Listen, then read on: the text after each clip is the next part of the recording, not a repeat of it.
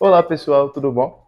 Meu nome é George, eu sou graduando do curso de Filosofia da UFES, faço parte do programa Residência Pedagógica e hoje eu vou fazer algumas breves considerações sobre a filosofia cartesiana, certo? Ou seja, a filosofia de Descartes.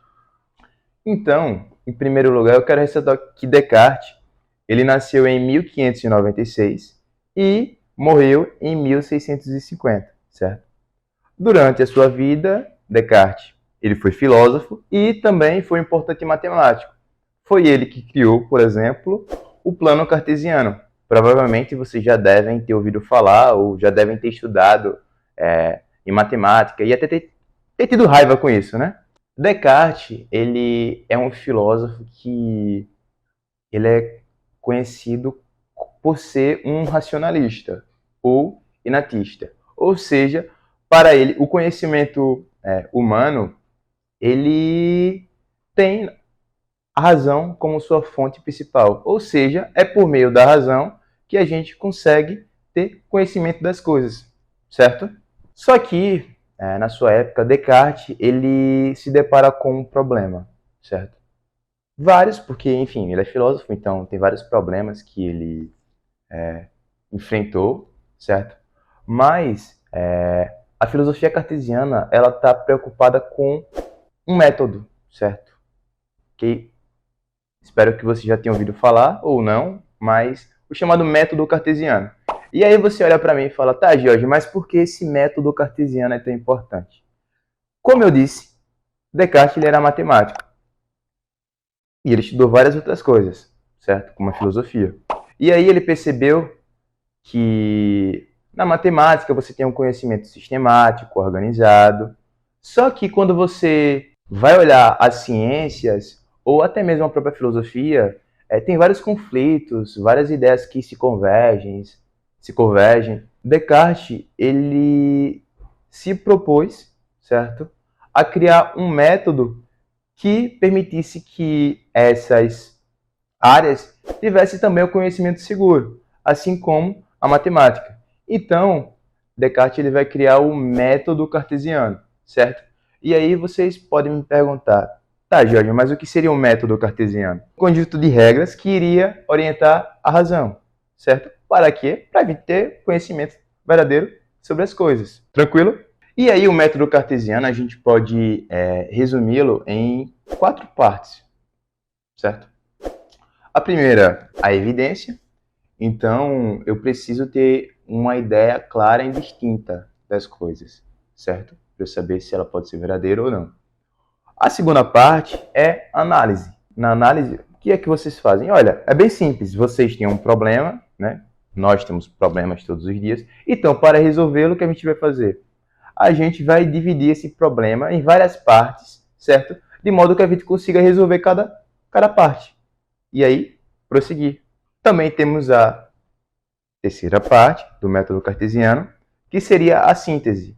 Ou seja, você vai organizar o seu pensamento daquilo que é mais simples até aquilo que é mais complexo, certo? Você vai partir de ideias que são mais simples para ideias que são mais complexas. E, por fim, a enumeração, que seria basicamente uma revisão, né, dessas ideias, desses pensamentos que você tem, você obteve para conseguir esse tal do conhecimento sobre as coisas.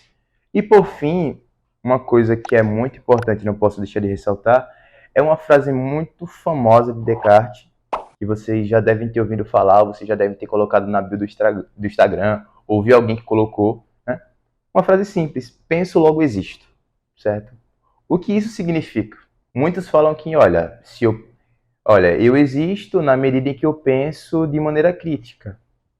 É o que muitas pessoas pensam ou falam no dia a dia. Mas, para Descartes, isso é muito importante, porque é a primeira certeza que ele tem, certo? Porque, como eu comentei, Descartes, ele está usando esse método cartesiano e ele coloca em dúvida tudo aquilo que ele já aprendeu, tudo aquilo que é oriundo dos sentidos, certo? é uma ferramenta que ele usa, que é chamada de dúvida metódica. Então, primeiro Descartes ele vai colocar em dúvida aquilo que provém dos sentidos. São dois argumentos, certo? Que um é o argumento dos sentidos, que ele coloca em xeque aquelas percepções que são mais distantes, certo? Argumento dos sonhos, que basicamente diz que a gente não tem um critério que ajude a gente a definir de quando a gente está dormindo, de quando a gente está acordado, exceto algumas coisas que ainda a gente consegue ter algumas certezas, como cálculos matemáticos, como 2 mais 2 igual a 4. E por fim tem o terceiro argumento, que seria o argumento do gênio enganador, que seria um ser muito poderoso, e esse ser ele é tão poderoso que ele pode simplesmente nos enganar de que 2 mais 2 é igual a 4. Né? Ele pode, enfim, na verdade 2 mais 2 pode ser igual a 5, mas esse gênio ele faz com que a gente se engane, certo? É bom destacar que é só a possibilidade da existência desse gênio poderoso, certo? Descartes está especulando. E por ser uma especulação, não significa que é uma verdade, que é uma coisa concreta. Mas a mera possibilidade da existência desse gênio não permite que ele tenha certeza. Ou seja, uma coisa que seja certa, que seja verdadeira, certo? E aí chega um momento que Descartes ele começa a questionar a sua própria existência, que é justamente o que essa frase significa: penso, logo existo. Basicamente, o que Descartes vai fazer é perceber que ele, quando ele está questionando a sua própria existência, ele percebe que ele é um ser pensante, certo? Ele questiona, então ele é um ser pensante. E por ser um ser pensante, ele comprova que ele existe. Então, o penso, logo existo, sintetiza isso, certo? Enfim, pessoal, espero ter ajudado. Valeu, um abraço e mandem brasa no Enem.